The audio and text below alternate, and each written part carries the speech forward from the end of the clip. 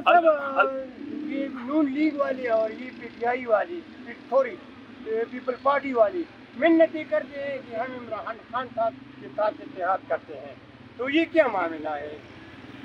आप कौन से चैनल से? अवामी चैनल है ये, आप लोगों का तर्जुमान नहीं।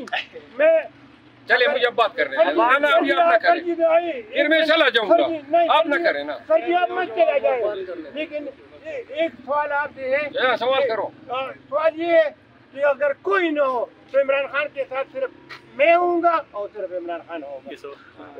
अच्छा चलिए जवाब भी आ गया।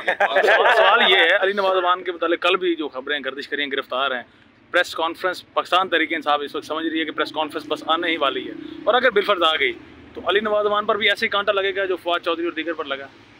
कांटा हर उस शख्स पे लगेगा जो खान की तौहीन करेगा। कांटा आपको मारपीट होती है, आप मजबूर होते हैं, प्रेस कॉन्फ्रेंस कर रहे हैं, लोगों ने किए हैं, आराम से बैठ जाएं।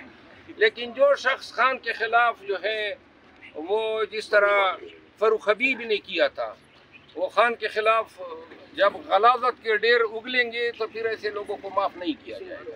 सर बताइएगा कि ओवरसीज के हवाले से खान साहब ने कोई बात ओवरसीज का शुक्रिया अदा किया। मैंने उनको कहा कि वो ओवरसीज ने बड़ा एहतराम, बड़ा प्यार मोहब्बत दिया। यूके पीटीआई को उन्होंने शाबाश दी, मैंने उनकी कारकर्दगी की तारीफ की, और खान साहब ने जो है मेरी भी कारकर्दगी को सराहा कि आप गए और बड़े टू द पॉइंट। मैंने उनको कहा कि लोगों को हमने कहा है कि आपने इलेक्शन से 1 महीने पहले आना है, और उन्होंने कहा इस बात को आपने मजीद फैलाना है ताकि दुनिया भर से ओवरसीज पाकिस्तानी इलेक्शन में आके वोट डाल सके।